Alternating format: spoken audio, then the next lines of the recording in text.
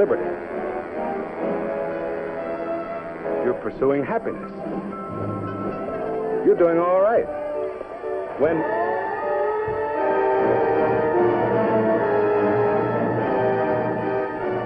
the other guy's around and he means business, so get going. Remember, you're off base. You've just got time to save yourself. Drop whatever you're doing. Find the nearest hole and make like a mole. Pick a room in a good building, close to the ground. It ought to be airtight and light-proof as possible, with the doors shut, windows closed.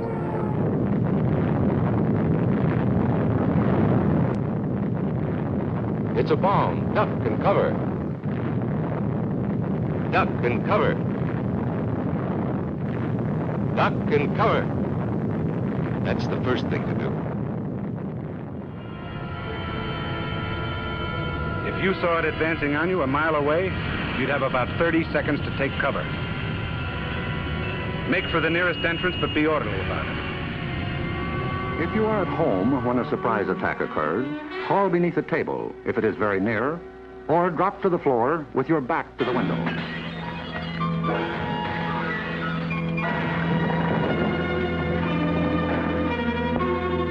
That fog has contaminated everything it touched with radioactive matter, which we'll call hot stuff, although it hasn't anything to do with its temperature. After many generations lived under the fear of a nuclear war, it took only a few images from New York on September 11 to awaken in the American population some familiar ghosts, and to bring psychologically to its knees a nation that had never experienced an attack on its territory before.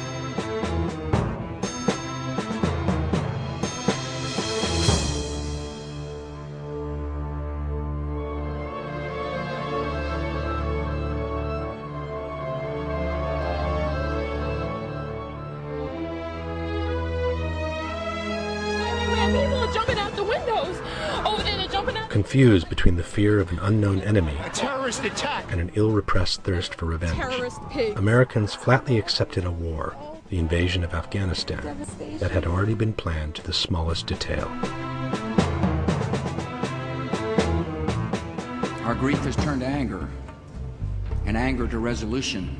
Whether we bring our enemies to justice or bring justice to our enemies, justice will be done.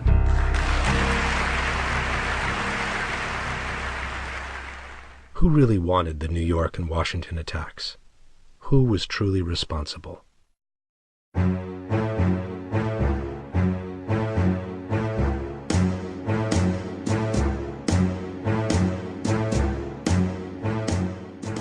The United States immediately accused Osama bin Laden, although they never produced the evidence they claimed to have against him. Nor did anyone express any particular surprise about the lack of a true motive on the part of bin Laden himself. It was as if the entire world was ready to accept that he was the evildoer just by someone pointing the finger at him. Everyone seems satisfied with the idea that bin Laden allegedly hated our civilization. This, however, is clearly at odds with the fact that he has never actually claimed responsibility for the attacks. The first thing every terrorist in the world has ever been concerned with was to put forward some kind of statement clearly explaining the reasons behind their act. Bin Laden, instead, a few days after the attacks, clearly stated that he had nothing to do with them at all. Only 3 months later would the CIA find a home video in Afghanistan in which bin Laden implies to have had pre-knowledge of the events while talking to a Saudi friend. The images, however, are so poor the video ended up posing more questions than it ever answered. To a closer examination, the man's features only resemble those of bin Laden, but the identity of the person can be anything but certain. In any case, a talk with a friend on a questionable videotape is not an official claim. The world is filled with psychopaths who accuse themselves of crimes they never committed, but without a good motive, they seldom even manage to get arrested.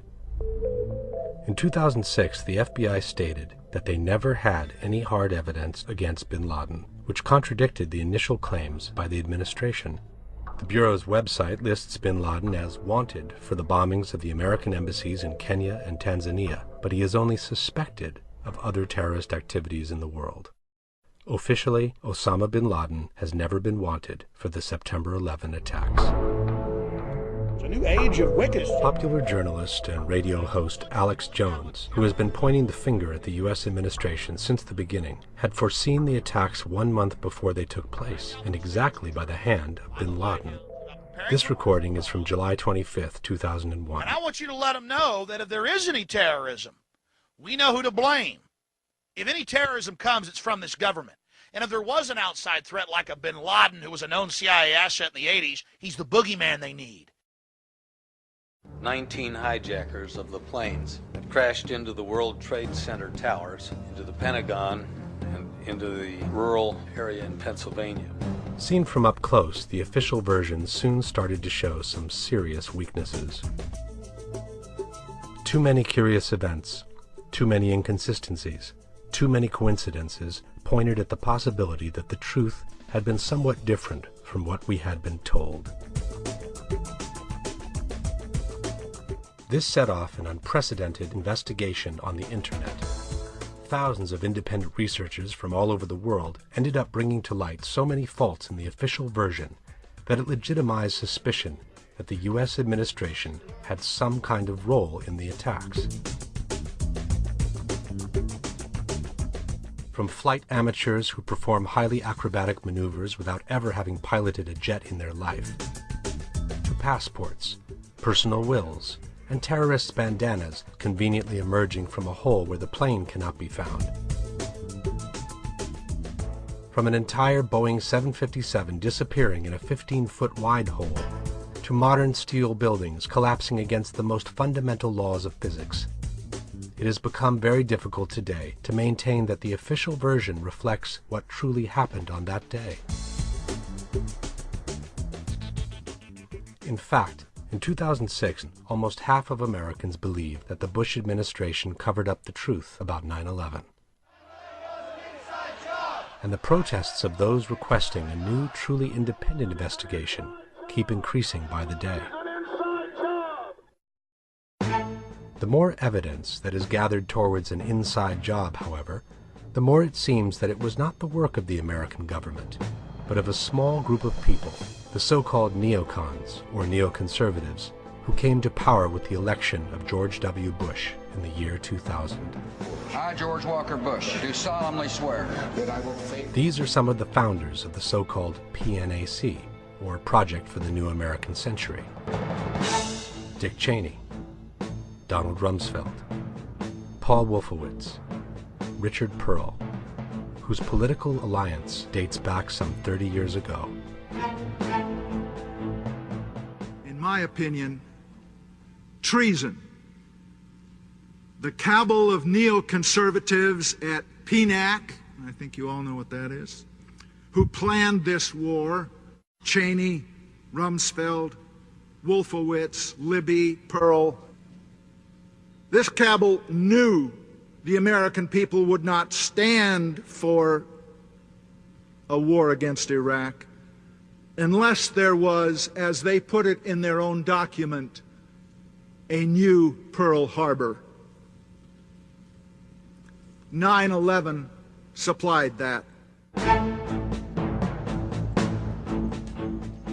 According to this theory, President Bush was not part of the original project, which coincidentally happened when he was out of town. We talk about tax cuts. You can talk about it at the next event. Different elements seem to support this theory. Emma Booker, elementary school. First of all, the fact that the Secret Service, who are in charge of the president's safety, allowed Bush to remain in the school for over half an hour after the second tower in New York had been hit. The second plane has hit the second tower. At that point, the president had clearly become a possible target, and the duty of the Secret Service was to remove him immediately from a place where everybody knew he was at the time. He was made aware that the first jetliner was struck. However, no one seems to have worried about his safety, nor about the children at the school, or the school's personnel around him. It was as if someone within the Secret Service knew that the school was not going to be a target. May God bless the victims, their families. Furthermore, when Bush tried to get back to Washington, the White House gave warning that Air Force One was the next target, forcing the pilot of the presidential plane to a hurried, spectacular takeoff. This is Air Force One departing Sarasota, Florida. Yes, it's 9:07. The journalists traveling with the president later commented, "It was like a rocket. For a good 10 minutes, it kept climbing almost vertically." This is Ann Compton with a pool report. I am with the president. As Bush was frantically trying to communicate with Dick Cheney, the lines with the White House kept cutting off. Frustrated, the president pounded on his desk, shouting, "This is inexcusable. Get me the vice president." After a stop in Louisiana, Air Force One landed in a military base in Nebraska. From here, the president and his staff were transferred to an underground bunker, where they remained locked up for the rest of the afternoon. After these multiple detours, President Bush was able to return to Washington only in the evening, when all the major decisions had already been made. It was later found that the threats to Air Force One never existed. Thus begins to form a picture of a president unaware of the facts, and somehow held hostage by the neocons who were effectively in charge throughout the whole day. At the White House was Vice President Cheney. At the Pentagon, Secretary of Defense Rumsfeld, and next to him his deputy, Paul Wolfowitz. It is a shell game. This is what Michael Ledeen, one of the most influential neoconservatives, had to say about the presidency of George W. Bush. All right, so he became president, but he didn't know why. And on September 11th, he discovered why.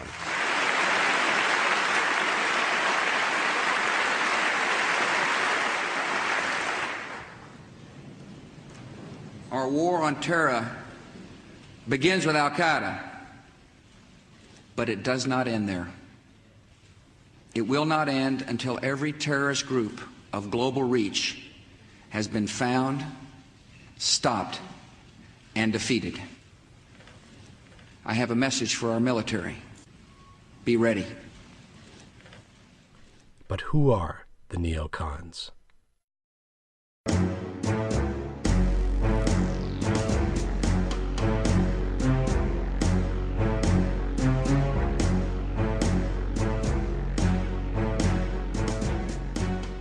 The neoconservative school of thought can be traced to the University of Chicago's Professor Leo Strauss, who began enunciating its principles by the end of the 60s. It's sort of a happy happening for hippies. It was the time of the flower children, of the civil rights battles, of sexual liberation and individual freedom, which had reached levels never imagined before. All of this, however, for Strauss, represented only the seed of a rapid and disastrous decadence for the entire American nation. According to his thinking, individual freedom leads to personal conflicts, which undermine the nation's potential for growth and success. What Strauss envisioned was a compact, uniform society held together by a universal glue that would allow each individual to pour their personal ambitions into a collective movement, all directed toward the outside. But the only way to obtain this was to face the population with a large, dark enemy, whose existence would threaten the survival of the American nation. Among Strauss's most enthusiastic followers was a young Paul Wolfowitz. The idea of creating an evil enemy to bring together a whole nation was certainly not new. From Nero to Hitler, history is filled with examples in which this strategy was used with great success. The novelty introduced by the neocons, however, was that for the first time in history, the adversary would be the entire world. The main obstacle for the neocons was represented by Henry Kissinger, Nixon's Secretary of State, who pursued with foreign countries a policy of détente based on solid bilateral agreements. But when Nixon was forced to resign due to the Watergate scandal, the neocons were able to place next to the new president, Gerald Ford, a Secretary of Defense who would find himself in the same position some 30 years later, Donald Rumsfeld.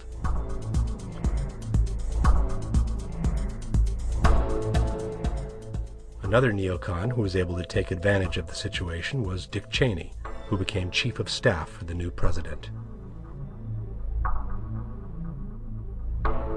Thus, the White House started to become a familiar territory for these men, who envisioned a strong America that imposed its rule to the rest of the world and led the other nations in the eternal fight of good versus evil.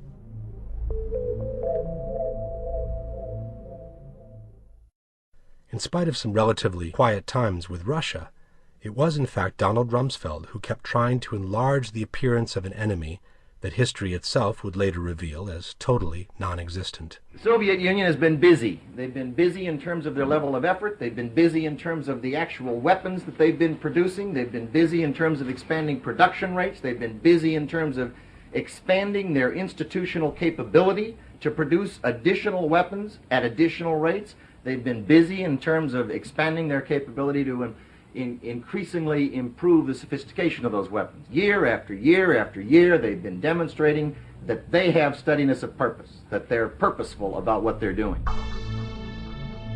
Since none of this, however, was reflected by the current intelligence, Rumsfeld managed to convince President Ford to create an independent group to re-examine all the information that the CIA had gathered about the Russians from the beginning. The group was called Team B, and it was put under the direction of the neoconservative Richard Pipes, who took under his wing a young and enthusiastic Paul Wolfowitz. Team B's true purpose was to manipulate the CIA's original intelligence with the intent of presenting the Soviet Union as a truly evil nation, equipped with the most powerful secret technology, whose only intent was to annihilate the United States.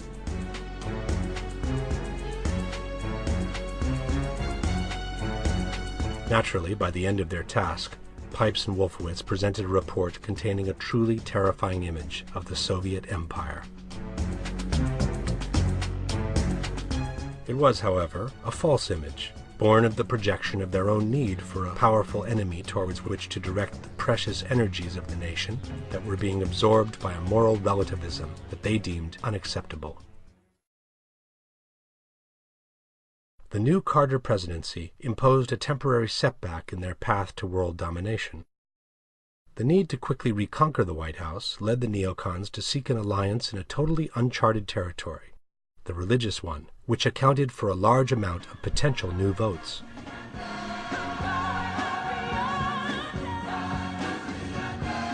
Traditionally, the leaders of the different Protestant denominations had kept their flocks away from politics, a world they considered immoral and corrupt. But the fear of falling under communist rule, which would have also brought atheism along, was apparently sufficient to provide the basis for a historic alliance that has lasted ever since. I'm sick and tired of hearing about all of the radicals and the perverts and the liberals and the leftists and the communists coming out of the closets. It's time for God's people to come out of the closets, out of the churches, and change America. We must do it. Ronald Reagan won the 1980 election by a landslide. And at that point, the neocons felt they had the right to claim some important positions in the new administration. Paul Wolfowitz became the head of external relations for the White House, while a friend of his from the times of Strauss, Richard Pearl, was appointed Deputy Secretary of Defense. But the great enemy they were seeking was in the meantime collapsing under the weight of internal divisions and corruption. The last attempt by the Soviets to expand their influence was the invasion of Afghanistan in 1980. It was then that the CIA engaged Osama bin Laden and his freedom fighters providing them with all the logistical, military, and strategic support to push the Soviets back to their borders.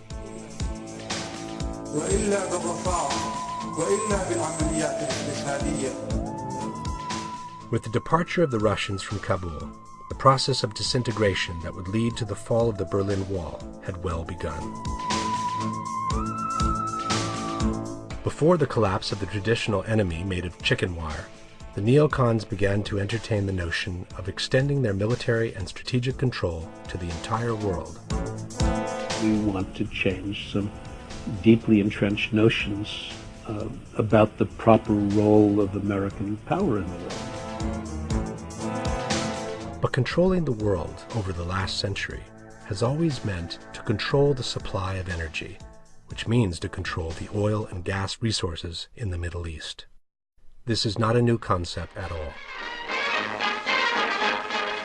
The British checkmated Hitler in Syria when they moved in before the Nazis could take over, thus cutting off a potential source of oil for the German panzer divisions.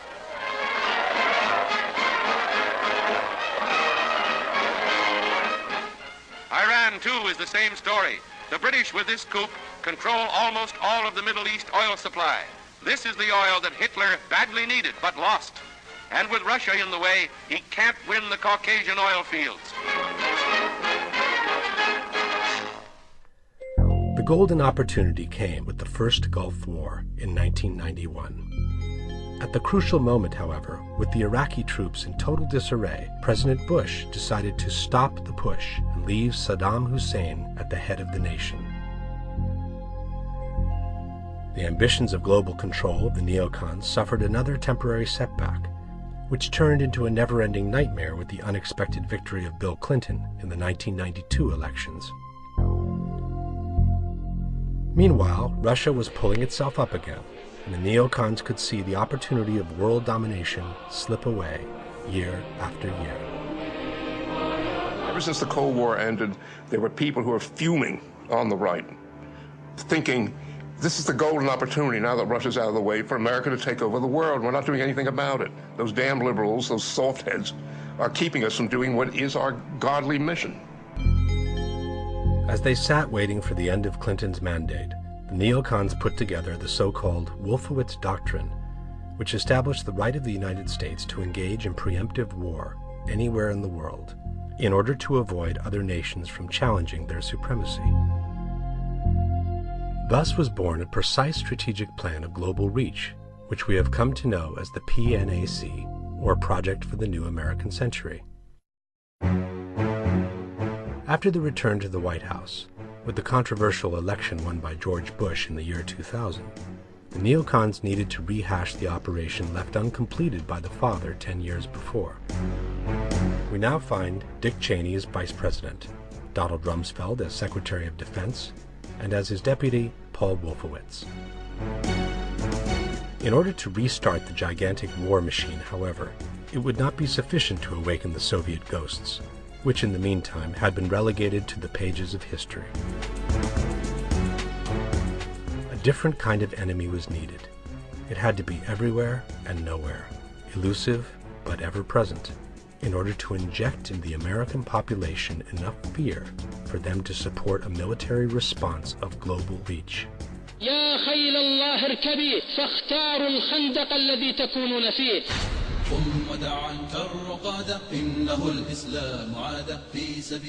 With a few touch-ups, Al-Qaeda, which was the name of the database with all the names of the people the CIA had sent to fight with bin Laden, became the name of the most powerful terrorist organization in the world. Bin Laden saw himself accused of the bombings of the American embassies in Kenya and Tanzania and of the American ship Cole, without having claimed responsibility for them. The suspicion that someone within the CIA and FBI was building an artificial figure to be used in false flag terrorist operations seems to be confirmed by internal conflicts that have reached as high as the presidency itself. After the cold, I had battle plans drawn to go into Afghanistan, overthrow the Taliban, and launch a full-scale attack search for bin Laden. But we needed basing rights in Uzbekistan, which we got after 9/11. The CIA and the FBI refused to certify that bin Laden was responsible while I was there. No one knew Al-Qaeda existed then. The Western media, however, had already made up their minds. Bin Laden was the bad guy, and from him anything could be expected at that point. On the eve of September 10, 2001, a full plan to attack Afghanistan with strong support to the Northern Alliance was placed on Bush's table, to be signed by the president upon his return from Florida. All that was needed was a detonator to set in motion the operation that would have finally brought America to the strategic control of worldwide resources and the neocons to the realization of their dream. Let's take a step back and read some paragraphs from the final PNAC document, which was published in September of the year 2000. In the chapter called Creating Tomorrow's Dominant Force, we can read, "At present, the United States faces no global rival. America's grand strategy should aim to preserve and extend this advantageous position as far into the future as possible. The United States must retain sufficient forces able to rapidly deploy and win multiple simultaneous large-scale wars. The United States must reposition U.S. forces to respond to 21st century strategic realities by shifting permanently based forces to Southeast Europe and Southeast Asia. The Army's annual budget must increase to the $90 to $95 billion level. Specialized Air Force aircraft, like the J-Stars above, are too few in numbers to meet current mission demand. The Army should accelerate its plans to purchase medium-weight vehicles. The transformation effort must be considered as pressing a military mission as preparing for today's theater wars.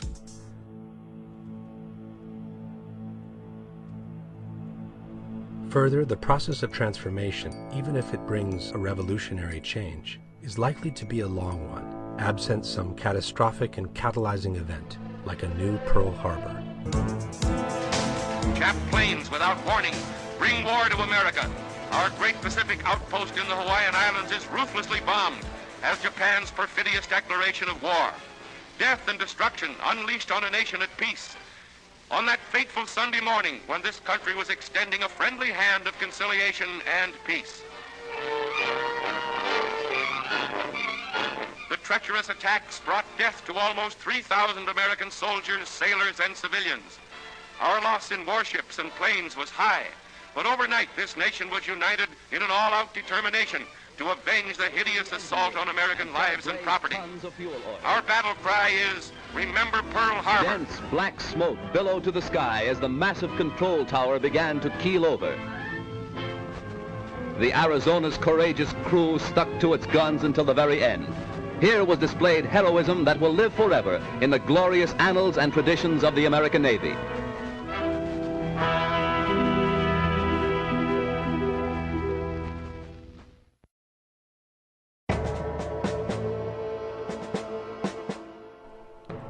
September 11 was not the first time America was drawn into a war by an ambiguous incident.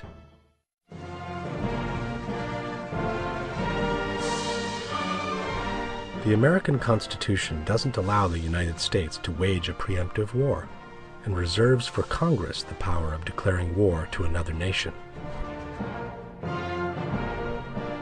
For this reason, every time a president has wanted to enter a war or to begin a new one, he has had to wait for a military incident, whether created or provoked, to justify the use of force in front of Congress and the American people. In 1898, the United States went to war against Spain in order to take control of the Caribbean area. The pretext came from the sinking of the USS Maine, which was anchored near the Cuban island. The Spanish were immediately accused of the attack, even though they sternly denied any involvement in it.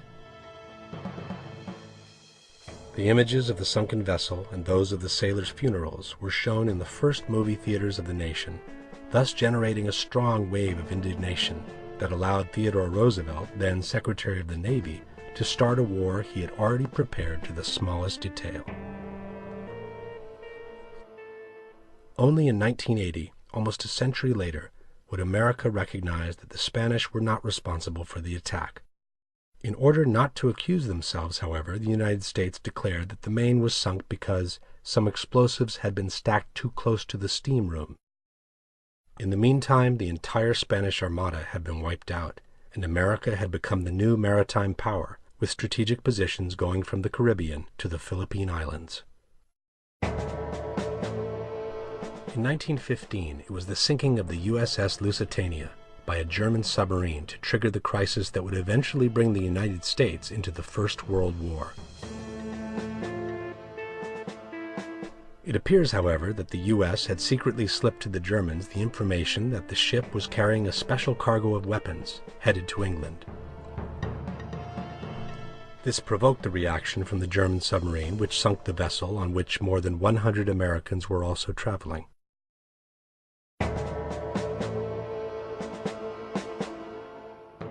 In 1941, it was the infamous Pearl Harbor attack to generate a wave of indignation large enough for President Roosevelt to declare war on Japan. The facts of yesterday and today speak for themselves. With confidence in our armed forces, with the unbounding determination of our people, we will gain the inevitable triumph, so help us God. Almost 3,000 sailors died in the surprise attack. History would later reveal that the administration knew of the attack in advance, but it did everything possible to delay the transfer of information to the Hawaiian port. This was confirmed by Admiral Kimmel, the port's commander who helplessly witnessed the massacre of his crews and the destruction of his vessels. We needed one thing, which our own resources could not make available to us. That vital need was the information available in Washington from the intercepted dispatches, which told when and where Japan would probably strike. I did not get this information. In 1964, the United States decided to officially declare war on North Vietnam.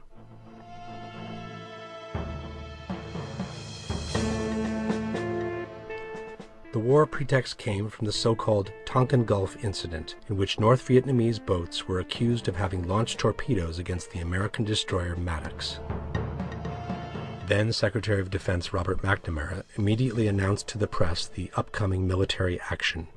Immediately following the attack, U.S. representatives in Saigon met with representatives of the South Vietnamese government.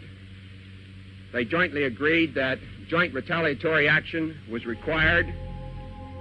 The President's approval of this action. But McNamara, 40 years later, would openly confess that the attack on the Maddox never took place. No, it was just confusion. And events afterwards showed that our judgment that we'd been attacked that day was wrong. It didn't happen. In the meantime, more than 60,000 U.S. soldiers and over 3 million Vietnamese civilians lost their lives.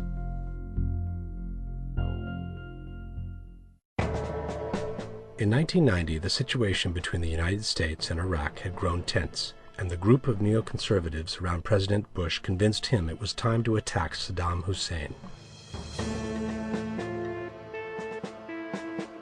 The U.S. secretly informed Saddam that they had nothing against him taking over the oil fields of Kuwait, a territory the Iraqi dictator had always claimed as his own. Saddam took the bait, and Iraq invaded Kuwait. Tonight, the first pictures of the Iraqi invasion of Kuwait. At that point, Dick Cheney, who was then Secretary of Defense, gave Saudi Arabia some satellite photos in which 250,000 Iraqi soldiers could be seen amassing behind the Kuwaiti border.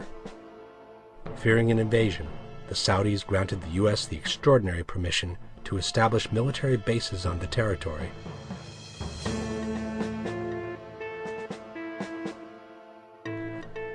At the same time, the worldwide media launched a heavy campaign against Saddam, who was accused of having used lethal gas against his own people. No mention was made to the fact that the gas had been sold to Saddam by the United States, which then stood silent during the massacre, even though they were perfectly aware of it. The media campaign against the Iraqi dictator reached its peak with this touching testimony from a young Kuwaiti nurse who described to the world the atrocities committed by the Iraqi soldiers in her invaded country. While I was there, I saw the Iraqi soldiers come into the hospital with guns. They took the babies out of the incubators, took the incubators, and left the children to die on the cold floor. The news shocked the entire world, and from that moment no one had a word to say about the American bombing of Iraq.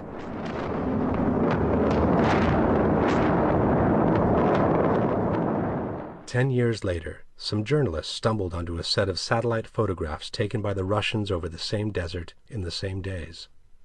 It's what it didn't show that was more important. What you would have expected to have seen were tanks on the border. There were none that could be seen. There was nothing behind the border that could have supported that kind of number of troops and tanks. The same pictures that showed the Iraqi tanks in Kuwait City also showed that there was absolutely nothing behind the Saudi border. Not a tank, not a vehicle, not a single man. At the same time, the nurse who had brought to tears the entire world turned out to be the daughter of the Kuwaiti ambassador in Washington. She had faked the entire incubator story after having been professionally trained by one of the most important advertising agencies in Washington, Hill and Knowlton. In the meantime, the U.S. had wiped out the entire Iraqi army and had managed to establish permanent military bases in Saudi Arabia. In a cruel and ruthless shooting spree, and against all international treaties, the U.S. Air Forces literally destroyed and turned to ashes thousands of Iraqi soldiers on their way back to Baghdad.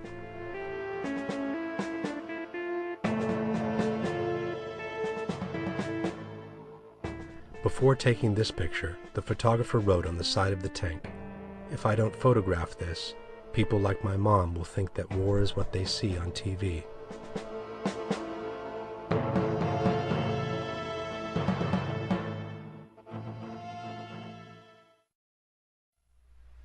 Besides the historic cases, there are also many plans of deception that, for one reason or another, were never used in the real world.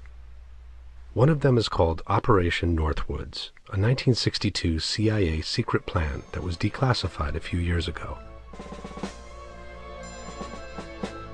At that time, the United States was trying to regain control of Cuba, which had been lost to Fidel Castro's revolution 3 years before.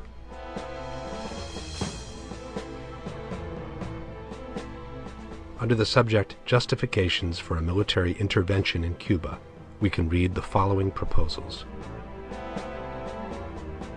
We could blow up a U.S. ship in Guantanamo Bay and blame Cuba. We could blow up a drone, unmanned vessel anywhere in the Cuban waters. We could arrange to cause such incident in the vicinity of Havana or Santiago as a spectacular result of a Cuban attack from the air or sea or both. The U.S. could follow up with an air-sea rescue operation covered by U.S. fighters to evacuate remaining members of the non-existent crew. Casualties lists in U.S. newspapers would cause a helpful wave of national indignation. We could develop a communist Cuban terror campaign in the Miami area, in other Florida cities, and even Washington. We could sink a boatload of Cubans en route to Florida, real or simulated. We could foster attempts on lives of Cuban refugees even to the extent of wounding, in instances to be widely publicized. Hijacking attempts against civil air and surface craft should appear to continue as harassing measures condoned by the government of Cuba. And then there was this interesting idea. It is possible to create an incident which will demonstrate convincingly that a Cuban aircraft has attacked and shot down a chartered civil airliner en route from the United States to Jamaica, Guatemala, Panama, or Venezuela. An aircraft at Eglin Air Force Base would be painted and numbered as an exact duplicate for a civil registered aircraft belonging to a CIA proprietary organization in the Miami area. At a designated time, that duplicate will be substituted for the actual civil aircraft and would be loaded with the selected passengers, all boarded under carefully prepared aliases. The actual registered aircraft would be converted to a drone. Takeoff times of the drone aircraft and the actual aircraft would be scheduled to allow a rendezvous south of Florida. From the rendezvous point, the passenger-carrying aircraft will descend to minimum altitude and go directly into an auxiliary field at Eglin Air Force Base, where arrangements will have been made to evacuate the passengers and return the aircraft to its original status. What happens to those passengers is not clear. The drone aircraft, meanwhile, will continue to fly the filed flight plan. When over Cuba, the drone would be transmitting on the international distress frequency a Mayday message stating it is under attack by Cuban MiG aircraft. The transmission will be interrupted by the destruction of the aircraft, which would be triggered by a radio signal. Since also Flight American 77 disappeared from the radar screens before reappearing in the Pentagon area, could something similar have happened with the plane that hit the Pentagon as well?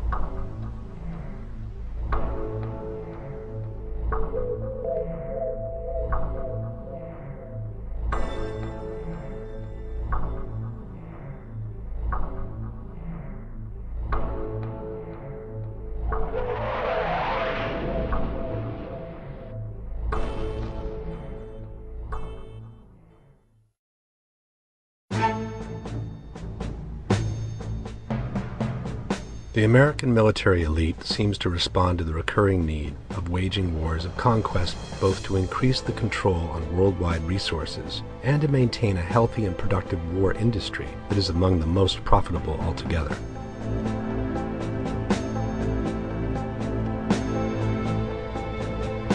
It only makes sense that also the tanks, the submarines, and the military planes that are produced every day must be put to use within a certain amount of time, just like any other industrial product we consume.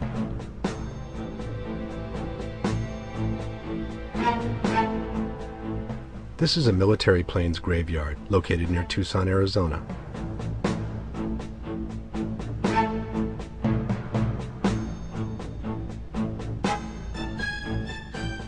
Most of these machines are still in good shape, but they are put away and slowly dismantled as they become obsolete.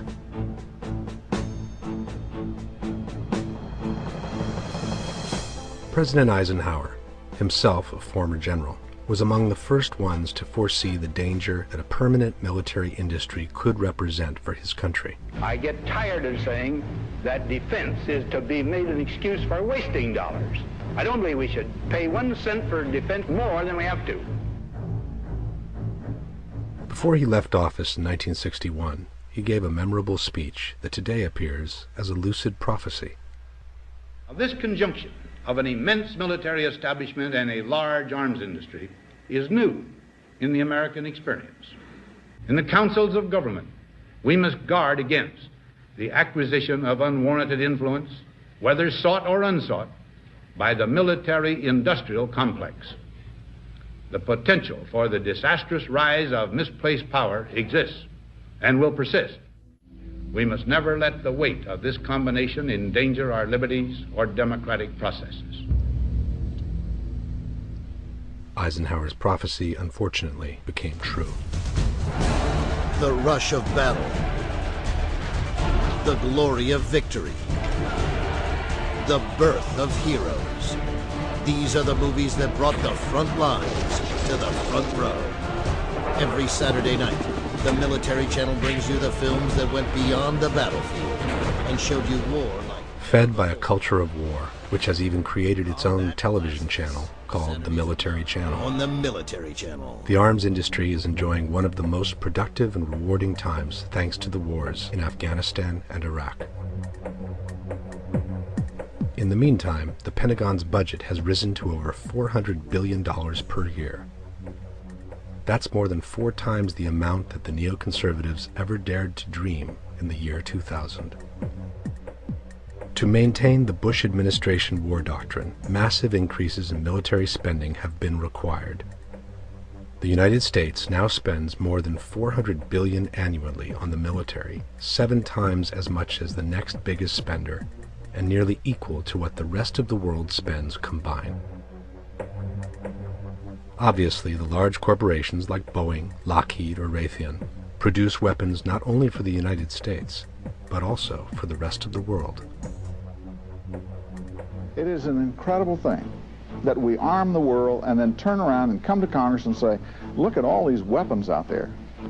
They're almost superior to ours. They're comparable to ours. Well, of course they are. They're ours. We sold them to them.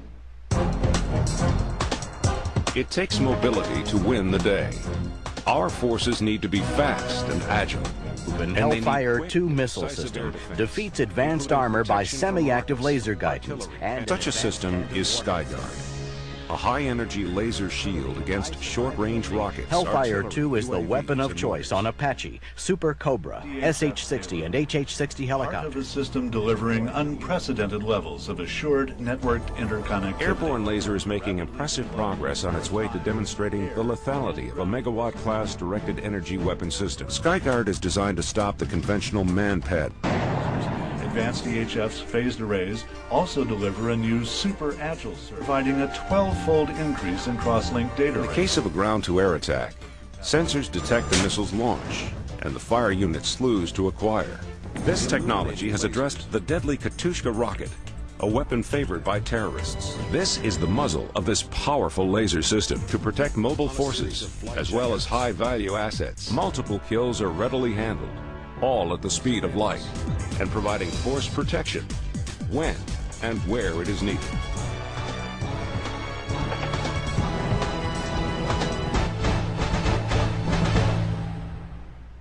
Since the end of the Cold War, we've sold more military weapons than the rest of the world combined. My name is Jack Shanahan, Vice Admiral, U.S. Navy, retired. One of our nuclear bombs blows up Hiroshima 15 times over. 5 devastates Russia. After that, this is how many the U.S. has left.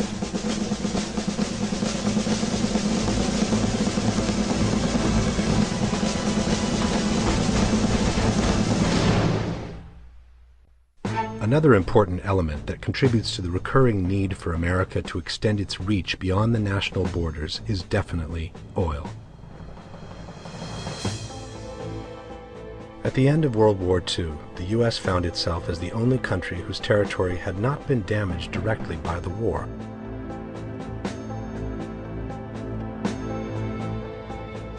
While Germany, Italy, and Japan, but also Russia, France, and England, began the slow path to reconstruction, the U.S. could launch straight into an era of development and industrial growth that would put them ahead of the world until the current times.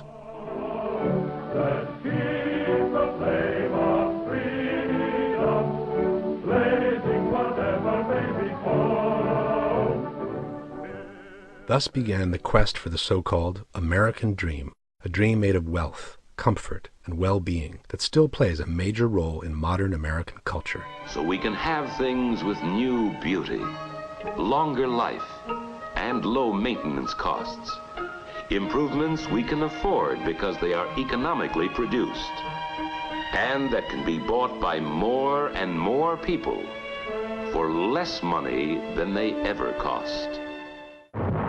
The concept of freedom, for which so many men had given their lives in the war against the Nazis, was slowly transformed and downsized to the concept of freedom of choice in personal shopping. Also the basic freedom of the American people, which is the freedom of individual choice.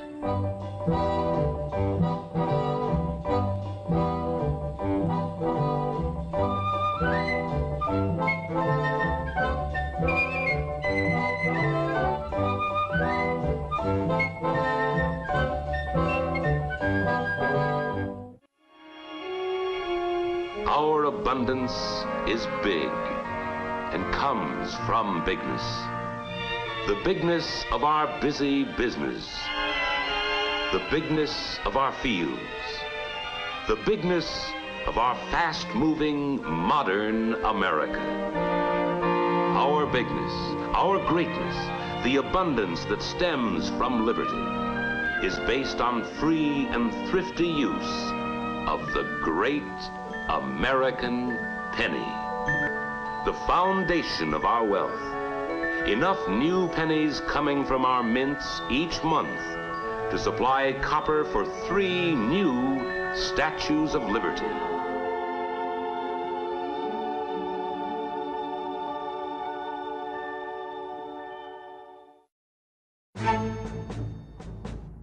But industrial progress is directly linked to energy resources, and it was soon clear that America could never count on its oil alone to satisfy its ever-increasing energy demand. A large effort was made to reinforce in the population the idea that oil was something absolutely necessary before embarking in long-term risky investments in foreign countries.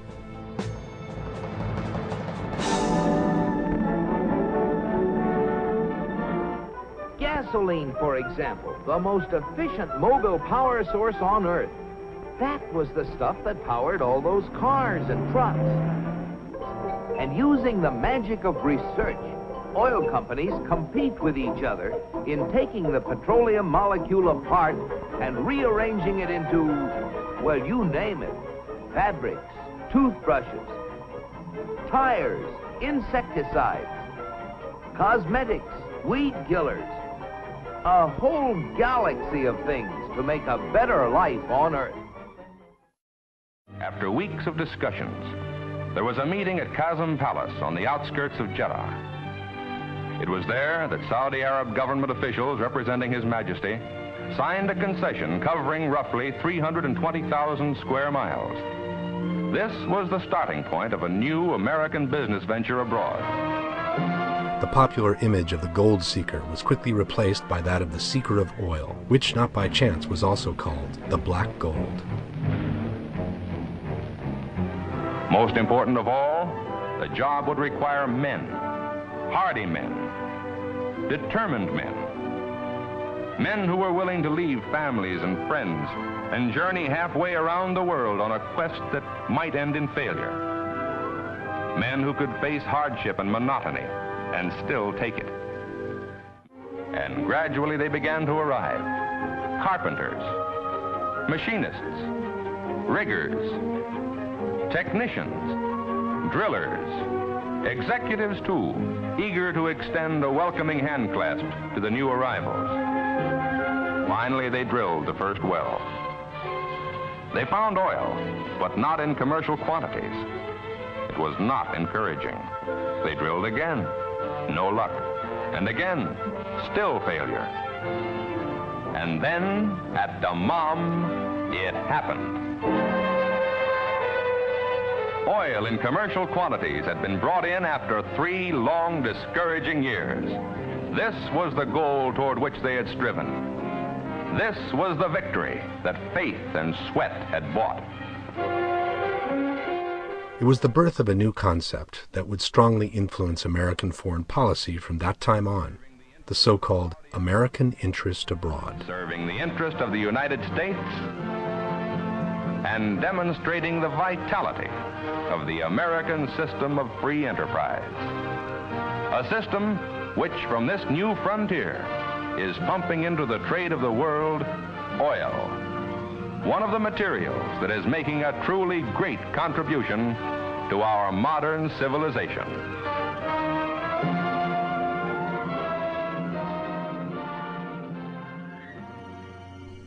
This is what the world map would look like if it were drawn according to each nation's energy resources.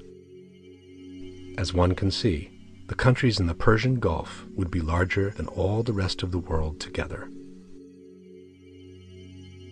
The debate on how much oil is still left in the world is open, and ranges from those who maintain that the peak of extraction has already been reached, to those who believe that the shortage would not begin for many more years.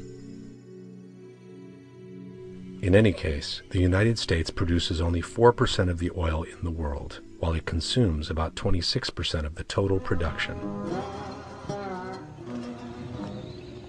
What we have here is a stripper well that's producing from about 5,000 feet down, about a mile down. It's only producing 7 barrels per day, which is not very much.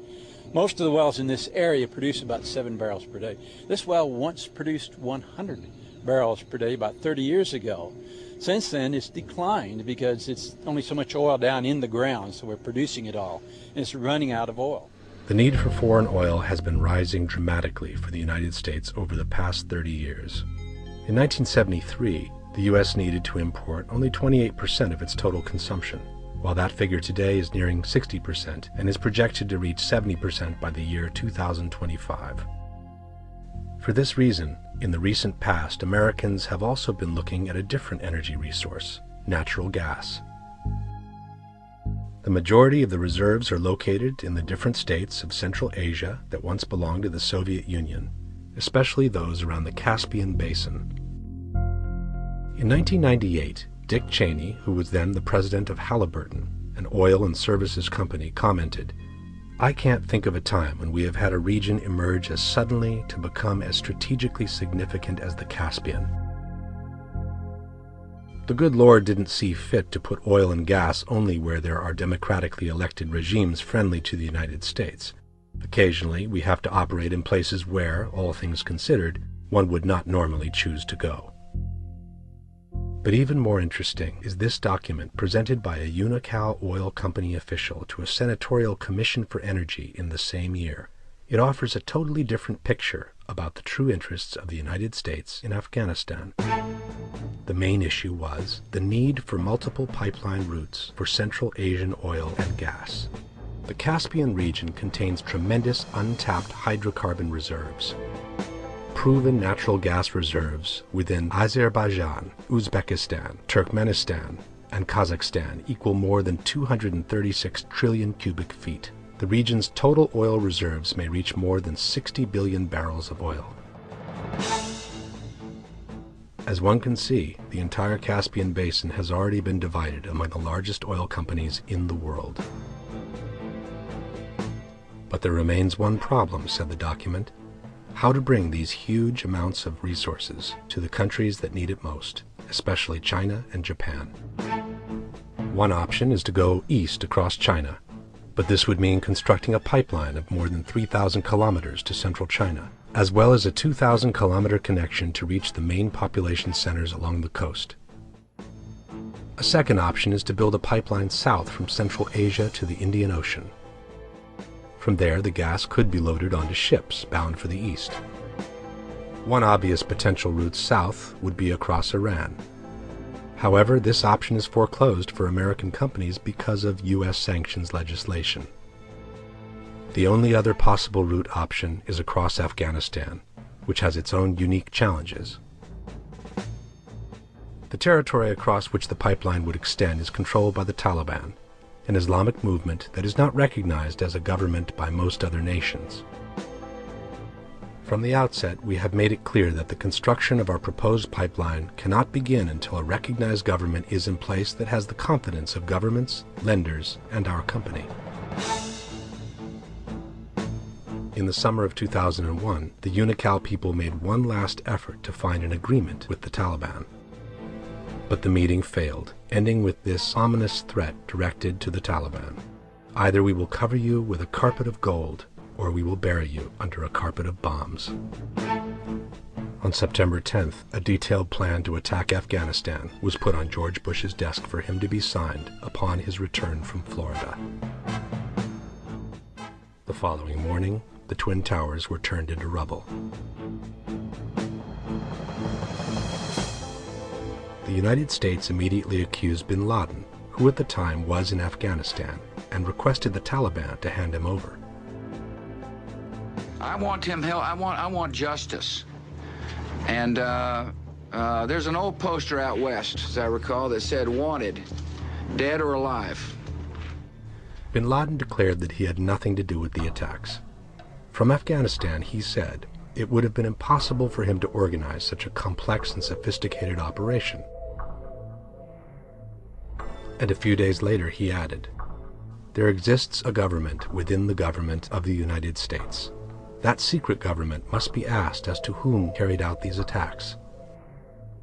The U.S. should trace the perpetrators of those attacks to these persons who want to make the present century one of their own control, who want to enslave other countries."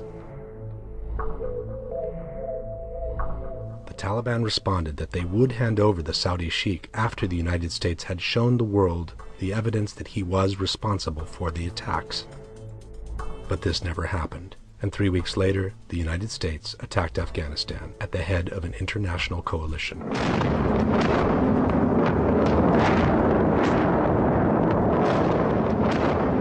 After removing the Taliban from power, a temporary government was put in place. It was headed by Hamid Karzai, an Afghan living in America who had previously worked as a consultant for Unocal. In the meantime, the world media spread the mythology of the rebel hidden in highly sophisticated self-powered caves with air conditioning and ammunition stacks. But in reality, bin Laden was nowhere to be found.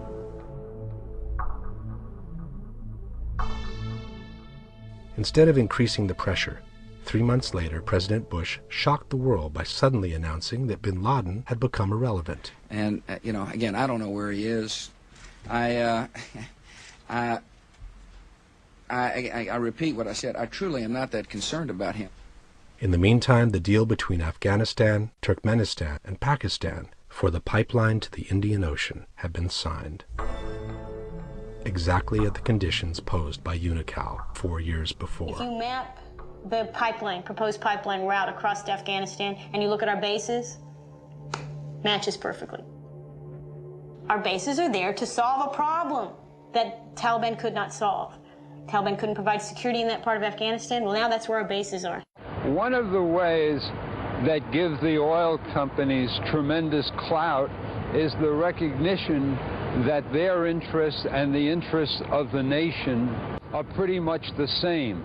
And of course, this is justified by claiming that since oil is now the basic energy resource, this is argued as basic national security.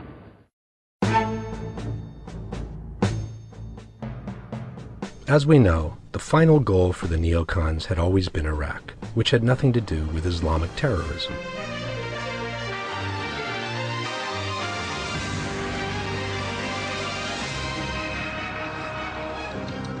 For this reason, the Bush administration has needed to produce a major effort to propagate the idea that a connection between Saddam Hussein and the September 11 attacks in fact existed.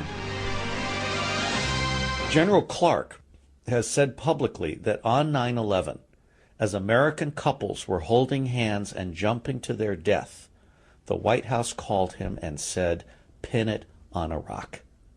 They weren't thinking about the Americans dying. They weren't thinking about the people who were committing suicide in order to escape the flames. They were thinking about 9/11 not as an attack, but as a gift. The president dragged me into a room with a couple of other people, shut the door, and said, "I want you to find whether Iraq did this." That George Bush wanted me to come back with a report that said, Iraq did this. Secretary of the Treasury Paul O'Neill decided to leave the administration when he became aware of their true intents in the Middle East. That questions such as why Saddam and why now were never asked. It's all about finding a way to do it. That was the tone of it. The president saying, "Go find me a way to do this." From the very beginning, there was a conviction that Saddam Hussein was a bad person and that he needed to go. He says that going after Saddam Hussein was topic A 10 days after the inauguration, 8 months before September 11th. The problem for the Bush administration is that plans that already existed for regime change in Iraq had to be justified. They couldn't just go in without public support. The public support was created by connecting Saddam Hussein to those fears of terrorism. The fear generated by 9/11, the fear of terrorist networks, has to be transferred to Iraq. That is, the American people have to learn to be as afraid of Saddam Hussein as they are of Osama bin Laden. If they'd come to the American people and said, look, we want to engage in a war of conquest, in effect, to reestablish the balance politically in the Middle East, I don't think people would have gone along with it. The president basically has let the public believe a lie, which is that Iraq played a role in 9/11, which is nonsense. I've never believed that from the very beginning. Why would Saddam Hussein risk being involved with al-Qaeda? He has no record of trusting terrorist groups. Here's this guy, I was on TV with him. He said this in public. that bastard Saddam Hussein was responsible for September 11th, when he knew very well that there was no basis for this story. Saddam Hussein. Saddam Hussein. Saddam Hussein. Saddam Hussein. Saddam Hussein. Saddam Saddam Saddam Saddam Saddam Hussein. Iraq continues to flaunt its hostility toward America and to support terror. The Iraqi regime has plotted to develop anthrax and nerve gas and nuclear weapons for over a decade. This is a regime that has something to hide from the civilized world. His regime has the design for a nuclear weapon, was working on in terms of the actual weapons that they've been producing. They've been busy in terms of expanding. Recently was discovered seeking significant quantities of uranium from Africa. Institutional capability to produce additional weapons. Iraq has weapons of mass destruction. Busy in terms of expanding their capability. They have weapons of mass destruction. Any country on the face of those weapons, year after year after year, knows that Iraq has weapons of mass destruction. Of purpose, that they're purposeful about what they're doing. C'est ça qui est inquiétant, de voir avec quelle facilité. The disturbing thing is to see how well-organized and repetitive propaganda, driving the point home into people's minds, can be so effective. We cannot wait for the final proof, the smoking gun, that could come in the form of a mushroom cloud. How much longer are we willing to put up with Iraq's non-compliance before we, as a council, we as the United Nations say, enough?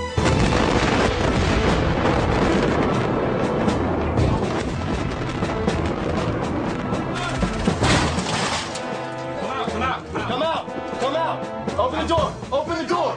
Get your hands up and come outside! Come outside! Everybody in the house needs to come outside! From the beginning, it was clear that the Iraqi invasion would be about anything but bringing a true democracy in that country. We just pulled out here yesterday just to come out and help protect the oil line. In a tank? In a tank.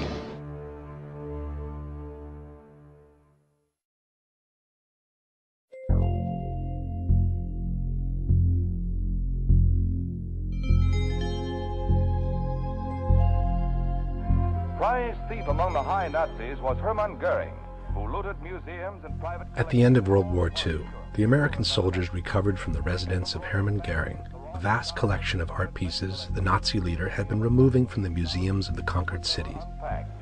Not content with robbing people of their freedom and their lives, the Nazis tried to make off with their symbols of culture. In 2003, it was the Iraqis who showed the world the remnants of their immense artistic heritage, which had been destroyed or stolen by the Americans. At a time when humanitarian groups were not allowed in the destroyed cities yet, it appears that art dealers and merchants with a close relationship to the Pentagon had free access to and from the country. The most precious and rare artifacts dating back to the Sumerian civilization were either destroyed or stolen. Entire libraries from all branches of knowledge were emptied in a matter of days. Coming to steal the most precious books we have here. They are specialists. They know the value of these books. And whatever was not stolen was burnt and turned to ashes by special chemical components. It was as if someone wanted to prevent a future rebirth of the nation by depriving the new generations from their country's immense cultural heritage. Some of the most famous archaeological sites were also destroyed with no apparent reason.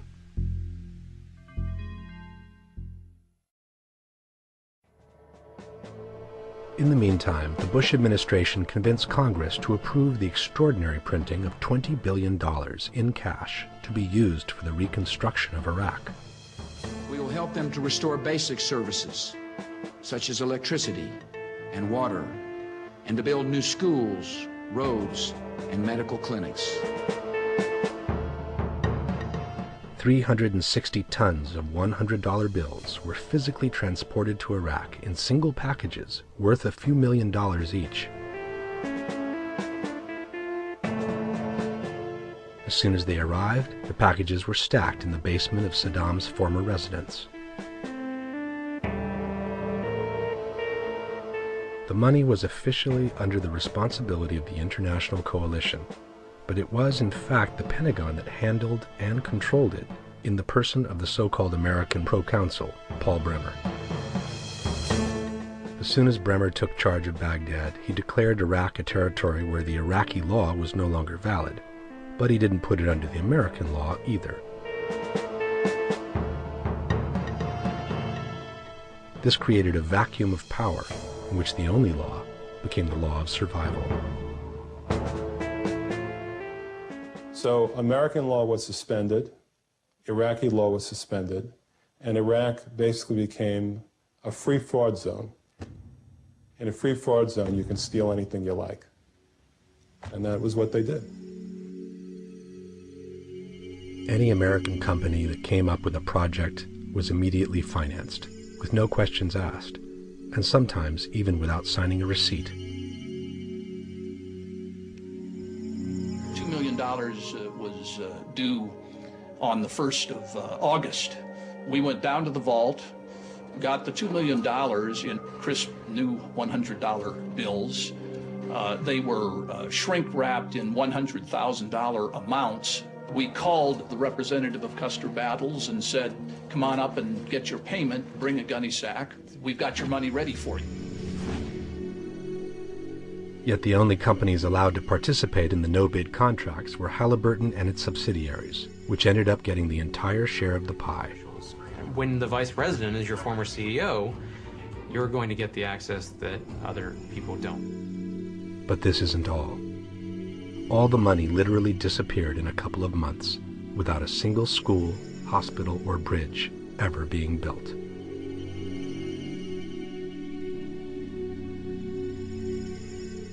This generated a monstrous paradox in which the same people who had just been destroying the country, the Vice President and the Secretary of Defense, were now managing and assigning the money for the reconstruction. It is reportedly not a coincidence that Vice President Dick Cheney's old company got a huge contract to help rebuild Iraq. Time magazine said it has gotten a hold of a Pentagon email saying Cheney's office coordinated Halliburton's multi-billion-dollar deal. The contract with Halliburton was based on the so-called cost-plus formula, in which the company is reimbursed for all expenses incurred, and on top receives a profit that is proportional to such expenses. The cost-plus arrangement, the critics say, leaves little incentive to save. The more taxpayer dollars Halliburton spends, the more Halliburton makes. The place that they chose for orientation in Kuwait was a huge resort set right on the ocean. Had, I think, 3 swimming pools. Marble floors, mahogany woodwork. It's just beautiful. You could go and rent wave runners and go out and play in the water. I was told this, don't question it, enjoy it. It was so lavish. Rows of vegetable platters, beef platters, fish platter. We had it made over there compared to the military. I mean, those guys were living in tents and we had air-conditioned private hooches. The soldiers are sleeping on these little cots out in the middle of the desert, while these KBR executives are driving these $40,000 vehicles. This secretary lives in this complex, eats her meals in this complex, has her laundry delivered to her, has no reason to go anywhere at any time, but has a brand new, top-of-the-line Ford or Chevy pickup with everything imaginable on it that you could put on it. Chrome rims and leather interior and CD players and all these extra amenities that, you don't really need in wartime. Why do they need an H2 Hummer? Why do they have Cadillac Escalades in Iraq for Halliburton managers? What is the purpose? Cost Plus encourages you to run up the cost of a program because you are going to get a percentage of the end result. Halliburton stock has quadrupled in value since the war began, and taxpayers are being ripped off. In order to truly inflate the costs, however, sleeping in luxury hotels is not enough. You have to waste, destroy, throw away everything possible to then reorder everything anew. They got the wrong equipment, ordered the wrong stuff, computers still in boxes, new vehicles. They'd push them out in what they called burn pits. and they just set it on fire, claim it as a loss, get more money for the right equipment or the right stuff they needed. You got brand new trucks over there, and there's not even oil filters. So when the motor blows, what do? Buy a new truck and build the government. $75,000 truck. They wouldn't even have a spare tire to fit it, and we had to blow it up. And they didn't care Halliburton did because the government's paying for it. We knew that every day that a vehicle broke down, we would have to destroy it. And these are maybe $80,000 vehicles, maybe $100,000. You know, they're expensive trucks. We're burning fuel in front of Iraqi people. We're not really doing anything to help, and we just have to follow the orders. As a truck driver in the mail department, they'd send me to these camps with one bag of mail. That's risking my life just to deliver one bag of mail. Halliburton's charging the government for every camp they go by. And your buddy's getting killed for no cause at all. Not even as much as a Band-Aid on the truck. That's how Halliburton was making their killing, making their money. Halliburton was hired to provide clean, safe cooking, cleaning, shower water for the military. One of Halliburton's employees saw something wiggling in the water in his toilet bowl. So I went and tested the water in our water storage tanks. There was no chlorine in them, none. The water we showered in every single day was extremely contaminated. And when I talk about contaminated water, I'm saying malaria, typhus, giardia, cryptosporidium. I mean, the list is really, really long. They were only concerned with making their profit and didn't care how it may affect the troops. Of the 67 water treatment plants that Halliburton run, 63 of them weren't providing safe water. And the Marines are showering in it every single day.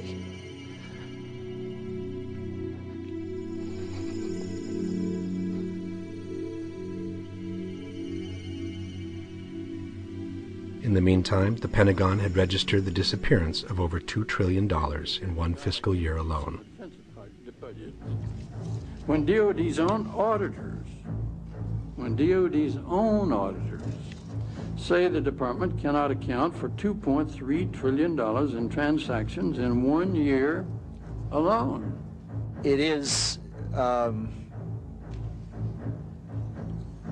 it's a terrible record, and it's preposterous that the Defense Department doesn't know what's happened to this money. Oil companies have also had immense benefit from the crisis caused by the war. ExxonMobil just reported earnings for the third quarter, and here it is, $10.5 billion. $10.5 billion of profits in 3 months. And get this, Tony, it's the second most profitable quarter ever for an American corporation. Guess number one was? Number one was ExxonMobil in the fourth quarter of last year, where they earned $10.7 billion. The more oil companies gain, the more they can finance an administration that has clearly been acting according to their own interests. This all translates in an ever-increasing cost for the taxpayer, who has to shoulder the entire cost of the war in the Middle East. Before 2001, a full tank of gasoline would cost about $20. The same fill-up today costs over $50. For the military industry, the private companies, and the oil companies, the consequences of September 11 have turned into a bonanza of profits that has become difficult to translate into actual numbers. They were thinking about 9/11 not as an attack, but as a gift. In the meantime, tens of thousands of mercenaries have reached Iraq from all over the world, perfectly organized by specific companies, but paid for by the American taxpayer. They have found in Iraq the ideal ground to express their vocation. Train, train, come and run the biscuit. This is a group of mercenaries from Aegis, a British security company, having fun while shooting people in the streets around Baghdad.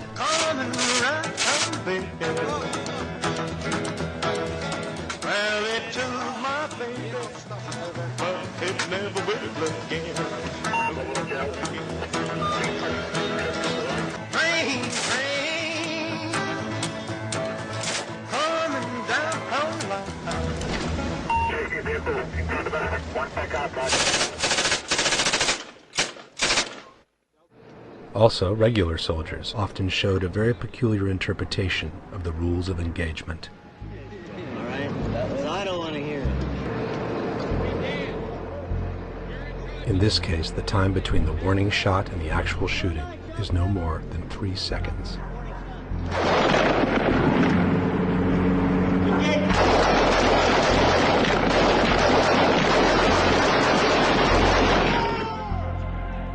Most likely the driver, who had the sun in his eyes, didn't even realize that soldiers were shooting at him.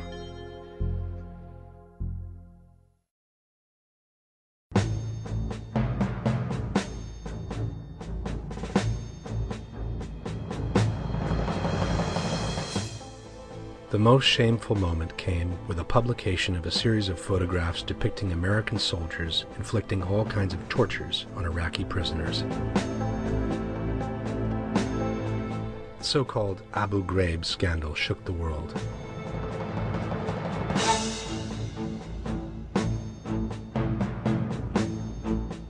But the Pentagon maintained that it was a problem limited to a few bad apples.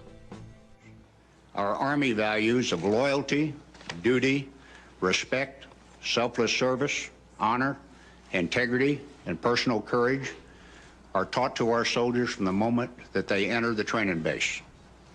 There's no question that potential consequences are serious, but we must not forget that these are a few among a great many others who are serving with great honor and sacrifice. Secretary of Defense Rumsfeld has been thoroughly interrogated by Senator McCain, himself a prisoner of war for 5 years in Vietnam. What agencies or private contractors were in charge of interrogations? Did they have authority over the guards? And what were their instructions to the guards? The military intelligence people, as General Smith has indicated, were the people who were in charge of the interrogation part of the process. What were the instructions to the guards? That is what the investigation that I've indicated has been undertaken. But Mr. Secretary, that's a very simple, straightforward question. Well, as Chief of Staff of the Army can tell you, the guards are trained to guard people. They're not trained to interrogate. They're not, and their instructions are to, in the case of Iraq, adhere to the Geneva Convention. The suspicion instead is that this was an intentional violation of the Geneva Convention, based on the use of brutal force meant to show the world who was the new master to whom everyone else should pay obedience from now on.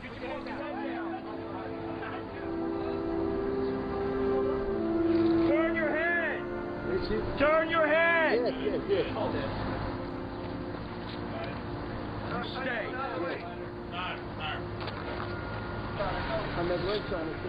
Many former military have denounced a widespread philosophy based on ethnic and racial superiority principles. Race plays a larger role than most people would believe or would want to believe. That there's this idea that Arabs and Muslims are against the United States, and therefore they're one monolithic entity that are our enemies. I think that's a huge motivation for people on the ground to commit these kind of offenses.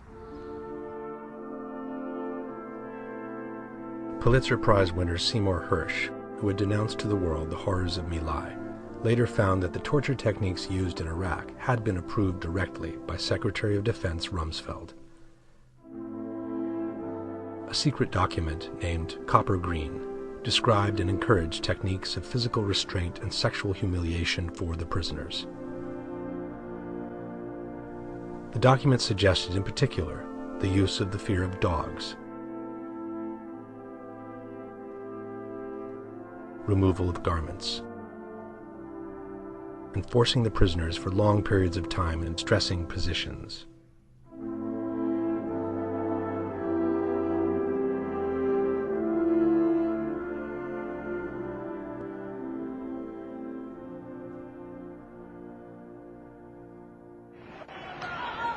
Oh yes, oh yes, you're gonna get it. Yes, naughty little boys. These are American soldiers filming the beating of Iraqi citizens by a group of English soldiers. Yes. Yes. Yes. Yes. Oh, please, don't hurt me. Hey.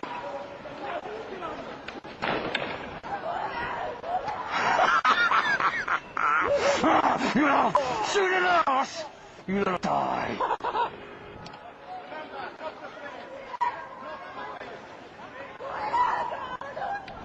Oh.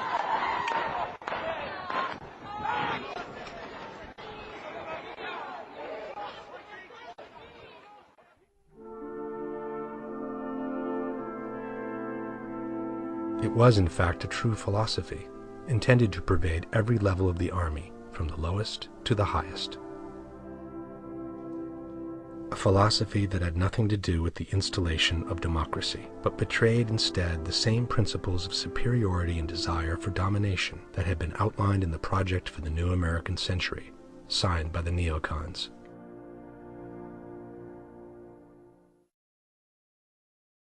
This is what Michael Ledeen, a leading neoconservative, wrote in one of his books. Creative destruction is our middle name, both within our own society and abroad. We tear down the old order every day, from business to science, literature, art, architecture, and cinema, to politics and the law. Our enemies have always hated this whirlwind of energy and creativity, which menaces their traditions, whatever they may be, and challenges them for their inability to keep pace. Seeing America undo traditional societies, they fear us, for they do not wish to be undone. They must attack us in order to survive, just as we must destroy them to advance our historic mission.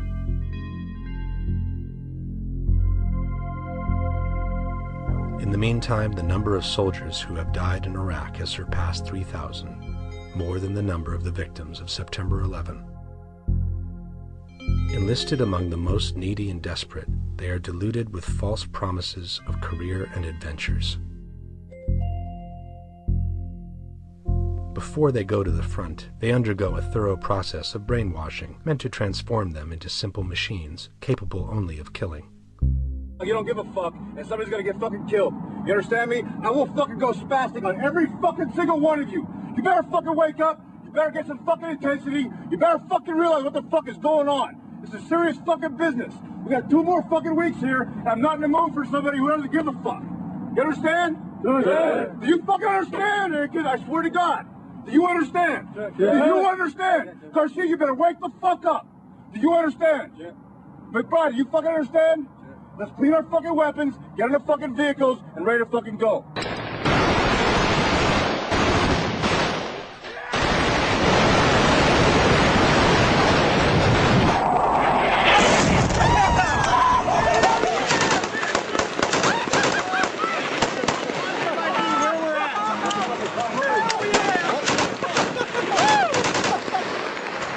God damn. Sucks to be your ass, you fucking moosh motherfucker.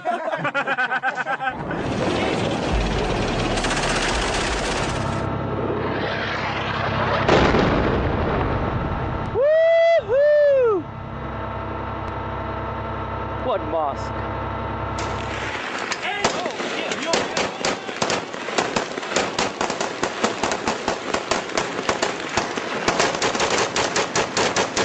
Yeah, bitch, you're fucking done. Hey, what is it or what? Dude, look at we fucked those people all the shit down there. Dude, those 2 people? You see who pulled up in the white car? I shot that dude in the white car, ran into the fucking building. The end is near, and all these people, they will learn to stop worshiping Allah and start worshiping the 2,000-pound JDM that's about to fuck their whole world up.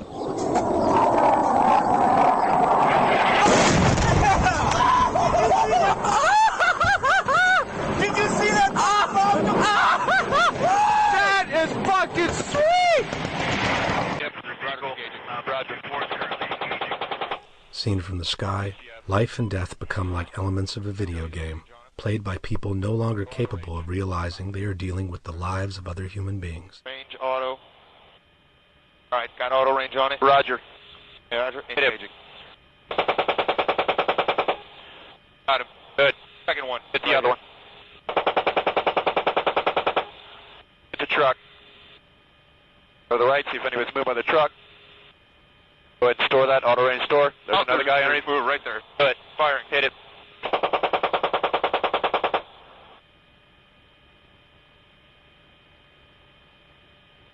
Target 4. We're taking the other truck out. Roger. Wait for move by the truck. Movement right there. Roger. He's wounded. Hit him.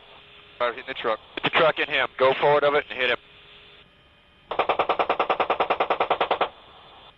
Roger. I got numerous individuals on the road. You want me to take those out? Take them out.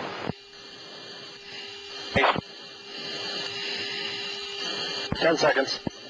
Roger.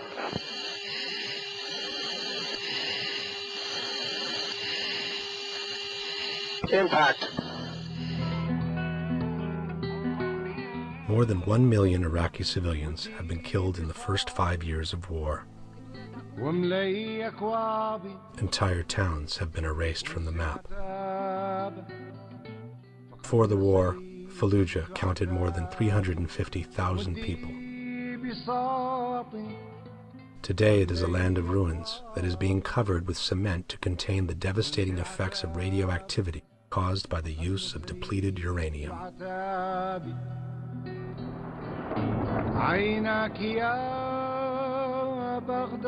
More than 4 million Iraqis have been displaced, and they won't be able to return home simply because their homes no longer exist. Industries are gone, infrastructures are devastated, schools, shops, museums, and gardens are but a distant memory.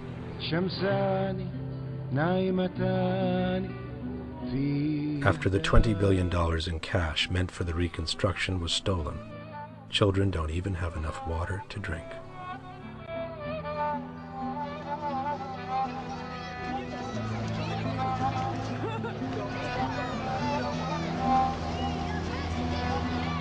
لا تنكري وجهي فأنت حبيبتي وورود مائي وكأس شرابي لا تنكري وجهي فأنت حبيبتي وورود مائدتي وكأس شرابي بغداد جئتك كالسفينة متعبة أخفي جراحاتي وراء ثيابي بغداد منذ طفولتي شمسان نايمتان في أهدابي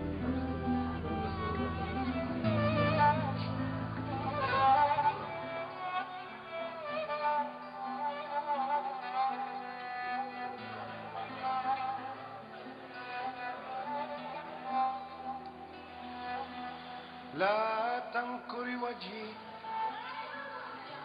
فأنت حبيبتي وورود مائدتي وكأس شرابي لا تنكري وجهي فأنت حبيبتي وورود مائدتي وكأس شرابي